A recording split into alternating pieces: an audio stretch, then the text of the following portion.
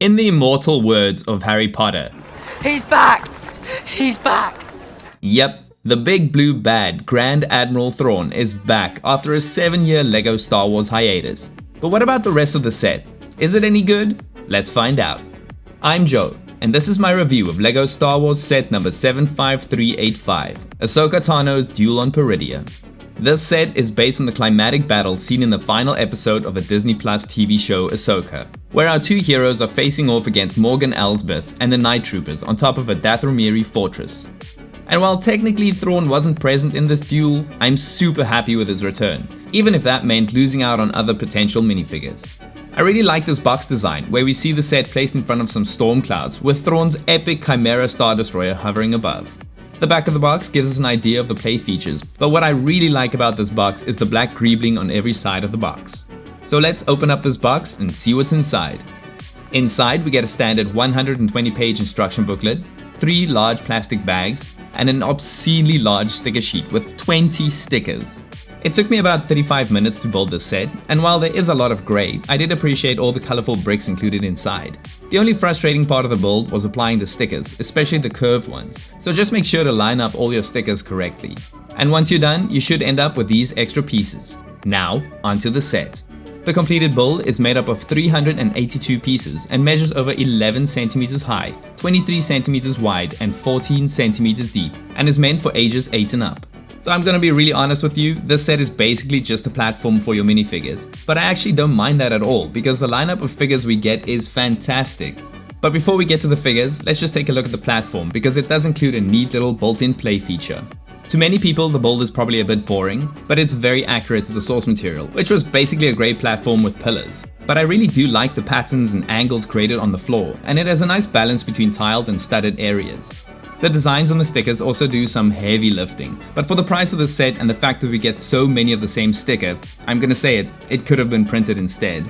And that would have also eliminated the crazy color difference between the grey bricks and the stickers.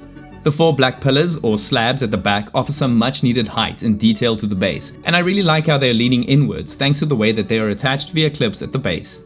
The bolts for each of them are exactly the same, but I do appreciate the fact that each sticker has a slightly different celestial design. There you go, a positive point from me regarding the use of stickers. Another plus for me is the fact that the back also looks surprisingly good thanks to that gold brick build detail behind every stone. So as you can see, we have these 3 turntables on the ground, and that's where our main play feature comes in. You can place a figure on each platform, and seeing how this set is called a duel, you can make them duel. Sort of. For the smaller turntables, you can turn these gears to the sides to make the figures spin around. But for the middle one, you do need to operate it manually using your fingers. That means you can't have all 3 move at once, unless you get a little help from a friend. But all in all, I'm okay with it because the front looks way better without a massive gear sticking out of it. It's a cool feature that we have seen in other Star Wars sets in the past, but I wouldn't say it was absolutely necessary. What I can say with 100% certainty though is that the secondary play feature really was unnecessary.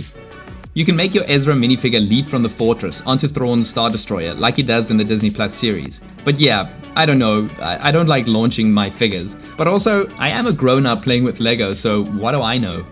The minifigures we get with the set definitely steals the show. We get 5 of them in total, and none of them were wasted. First off, we have Ahsoka Tano in her brand new white and grey robes. We have the printed feet, legs, and a great torso design, and we even get some awesome arm printing. Her back printing is fine, even if the orange is a bit dull on the grey, and I do kind of wish we got a white cape for her.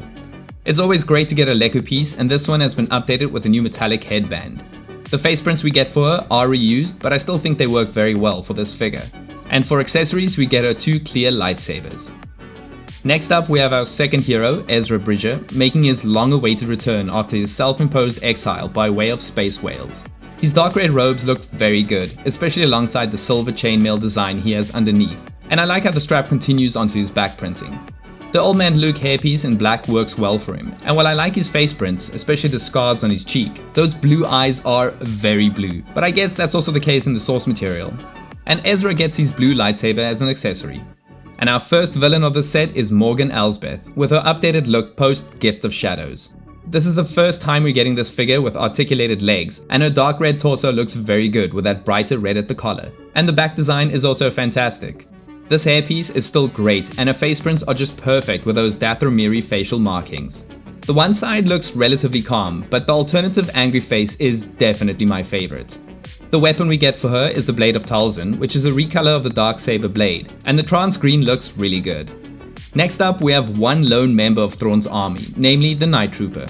I'm so glad we're getting LEGO versions of these characters, even if I would have loved for it to be Captain Enoch instead. What we get here is the standard Stormtrooper figure with a big twist. The weathered armor is covered in golden cracks and wrapped in red fabric. These looked amazing in the series, and it looks just as great here, even if the gold lines are a bit thin in places. The helmet also has some of those gold cracks, but I feel like they could have pushed these a bit more. But where LEGO has gone the extra mile is underneath that helmet. It's a zombie, reanimated with Night Sister magic. I love that face, and this is a case where the LEGO designer just went the extra mile. And finally, we get to the main course, Grand Admiral Thrawn. He's wearing his Imperial uniform, and I'm so happy that we got dual molded legs for him. The design on his torso is almost perfect with the correct ranked insignia, but unfortunately it only has one code cylinder on each side where it should have been two. Other than that, it looks great on the front as well as the back. He has a black hairpiece this time around, and while his face print looks very good, it is a bit weird seeing such an emotive face on the other side, as he is usually very composed. For reference, here's how the new figure compares to the older figure that was released in 2017. I am very happy to get a new one because that older version's price tag has skyrocketed on the resellers market. So is this a good set? Not at all. Though I don't think it will really matter at the end of the day because everybody wants to get their hands on these minifigures, especially Thrawn. Personally, I don't mind the bland set because it almost looks like a diorama set that's great for displaying the exceptional cast of minifigures. But as always, the questionable price tag for licensed sets does make this a tough pill to swallow. Anyways, let me know what you think about this set, and please consider liking and subscribing to the channel if you like this review and what we do. And as always, thanks for watching.